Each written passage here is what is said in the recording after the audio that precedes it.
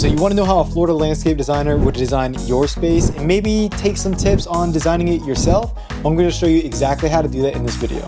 Designing your own space can feel a little bit intimidating, especially if you're not sure where to start. But by the end of the video, you'll know exactly how to do it and do it with confidence.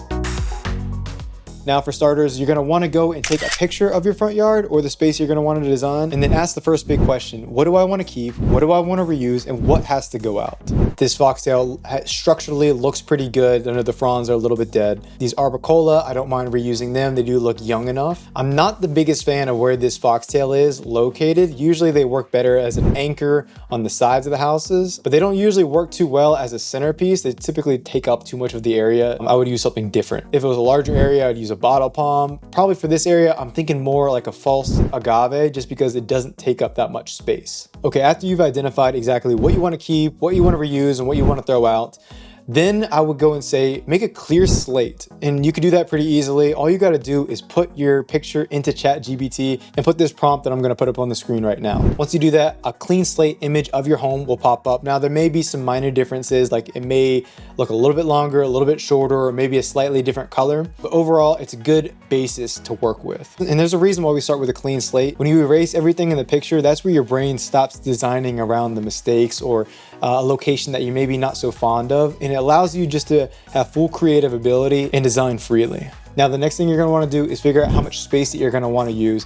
We try to design in layers. One layer usually means about 3 feet. Reason being, most medium-sized shrubs generally take around 3 feet. Some smaller ones take about 2 feet. Some bigger ones take about 4 feet. So on average, it's around 3 feet.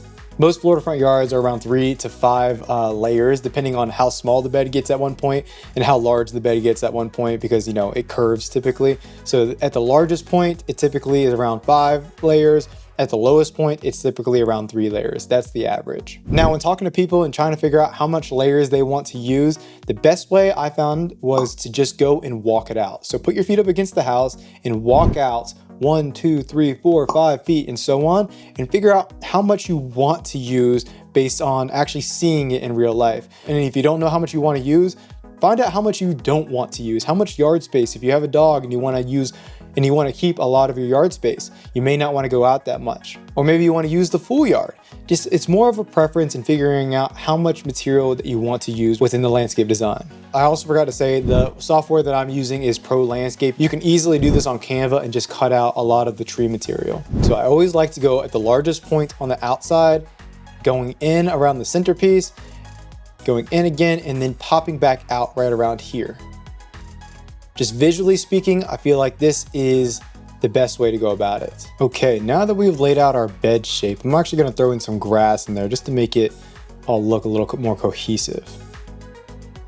Okay, so now we know what we're looking at right here. I've laid down a little bit of artificial grass. I've laid out the outline of the garden bed as well. This can change a little bit as we go along just to help fit the design. Like I said earlier, I like to anchor the sides with something pretty tall. So I'm gonna go ahead and use that foxtail that we had right in the beginning and just push it off to the side of the house. That's gonna keep it right there. I also like to use those on the other side to anchor, because what you do to one side is typically what you wanna do to the other side. Now that we have the 2 foxtail palms in, it's already starting to look more visually appealing. I usually like to keep these small side beds longer rather than going more out. Reason being is because when you have a lawnmower, you don't want to be going into your neighbor's property in order to go mow this side of the yard. Act as if you're trying to make it around the same length as the one onto this side. So if this was to go over here, maybe a little bit shorter, that's okay. The next thing you're going to want to do is pick your centerpiece. Now, this has a lot to do with your window line.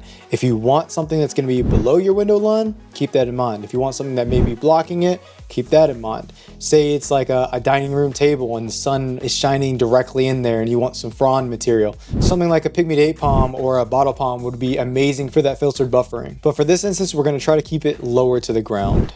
So you have options of things like the bird of paradise. But for this case, we're going to go with something like the false agave. I think it just fits the house a little bit better. Some people want the plants right up to the house. Some people want them a little bit off the house. If you're in the case where you want them a little bit off the house, try adding some mulch or try adding a maintenance path in the back. And it can just be about 2 to 3 feet right there, one layer. Now you have some rocks where you can go and maintain from the back. Next thing is to go and fill in now. So I know that we have some variegated arborcola that we had in the existing landscape. So I'm gonna go ahead and use some of that right now. I'm gonna go ahead and put that around the foxtail palm because they just look really good wrapping a foxtail palm from what I've seen in real life. And I'm also gonna go to the other side and replicate that.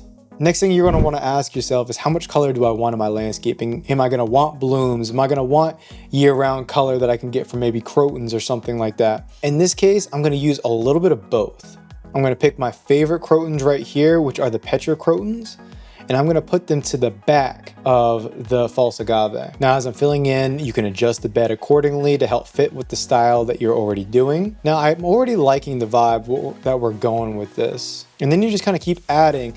What is some ground cover? What's some medium height material?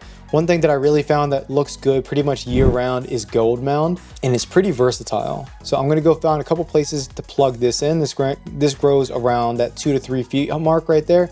So they're gonna grow less than the Petra crotons and less than the arborcola. So they're good to put right underneath to help layer it. Next thing you're gonna wanna do is find 2 small ground covers that are gonna be below this. So now we wanna start creating our drifts. One way to create a drift is to have something go this way and then have it finish off with something else. Gold mound blew my mind. Have some nice blooms in there. Kind of just have it finish off where it started and then wrap around it. Now I'm liking the way this is overall looking, but there's a lot of plants right there. What we need is more of a pattern interrupt. So if you could add something like a boulder, for instance, that would help break up a lot of the plantings. Let me show you what that looks like. This is the coquina boulder. We'll put that at the end. Now you see that we have a little bit of space left on each side. That is perfect for something like a foxtail fern. They work great on outer borders of a bed. And usually you want to put these guys in like a zigzag area, just kind of like that. Not overdo them. Usually 3 to 4 is generally the amount that I like to go with, unless if it's a pretty short expanse. If it's anything longer, maybe a little bit more. And I like to keep this nice and simple, not overdo it and cram a bunch of things into the space. That should do it to help this thing just look a little bit more cohesive with the other side. And boom, just like that, you've created a low maintenance tropical Florida front yard landscaping. And generally you didn't really use any out of the norm material. You used pretty much basic things: gold mound, blew my mind, foxtail ferns, false agaves, and foxtail palms. This is stuff that you'll see just driving through the neighborhood. But the arrangement and the placement is everything with these. And I said in the beginning that each Florida landscape is around 3 to 5 layers. This one comes out to be 1, 2, 3, and then 4 right there. So 3, 6, 9, 12 right there. And then this last layer over here would make 5, so that would make 15. So it goes 12 to 15 feet at the largest, 12 feet at the shortest for that garden bed length. The last thing you're going to want to do is put the before picture so you can see the difference between the two. Well, I hope this helps you guys, and I hope you were able to gain some information and maybe help create something beautiful in your own yard. If you like this type of videos, please like and subscribe and check out some of my other videos. That'd be awesome. And I hope to see you again in next week's video. Have a good one.